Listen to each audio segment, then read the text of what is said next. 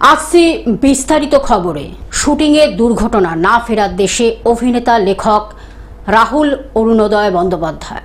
অভিনেতা রাহুল অরুণোদয় বন্দ্যোপাধ্যায়ের মৃত্যু মাত্র 43 বছর বয়সে। দীঘা সংলগ্ন তালসারির সমুদ্রে ডুবে মৃত্যু। সিরিয়ালে শুটিংয়ের জন্য তালসারি গিয়েছিলেন রাহুল। শুটিংয়ের শেষে সমুদ্রে নেমে ডুবে যান রাহুল বন্দ্যোপাধ্যায়। সিনেমা ও সাহিত্যের ক্ষেত্রে অপূরণীয় ক্ষতি। 2000 সালে চাকা ছবিতে অভিনয় দিয়ে ক্যারিয়ার শুরু। রাহুলকে জনপ্রিয়তার শীর্ষে পৌঁছে দিয়েছিল চিরদিনই তুমি যে আমার।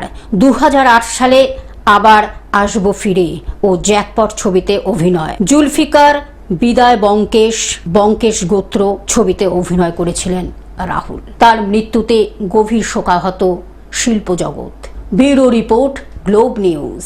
এখন থেকে গ্লোব টিভি দেখুন আপনার স্মার্টফোনেও। গুগল প্লে স্টোর অথবা অ্যাপল স্টোর থেকে ডাউনলোড করুন গ্লোব টিভি লাইভ অ্যাপ। এছাড়া জিও টিভি অ্যাপ থেকে দেখুন গ্লোব টিভি লাইভ।